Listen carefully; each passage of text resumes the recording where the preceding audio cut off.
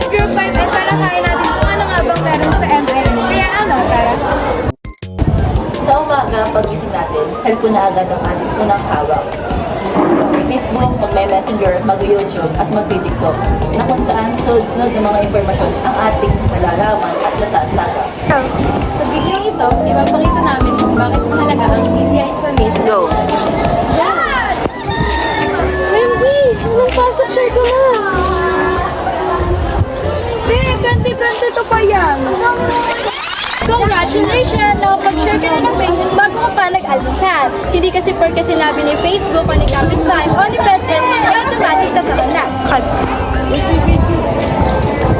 Nakita mo na bang post natin, girl? Sino yung naglo? Hindi ko binasa yung post pero sabi doon sa comment section si Boy daw yung nag-lock. Ah, cheater pala yun. Huwag kami reason paper ang comment section. Hindi lahat ng opinion ay kapag. Palagi mo basa kahit kung tama ay Antibiotics ka, sabi ni Facebook, para gumaling na yung isip mo. Mega, paano mo nasabi ito? Kasi may 900 na yung criteria. Alam mo, isa ito sa pinakaraming maling paniniwala sa social media. Hindi dahil milyon ng views, likes, and share ay tama na information. Go! Tandaan din na ang social media ay nakabatay sa kung ano ang trending at hindi sa kung ano ang tama. Uy, nag-post si Ana na walang paso. Sure ko na ba? We? Tingin, dito muna.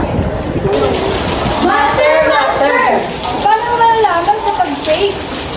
Play mo, assistant. Ganito lang yan. Check the source, check the author, check the date, and verify. Annabelle! Ano ba? Anong MIL? Ang MIL may kakayahang makasuri, makagamit at makalikha ng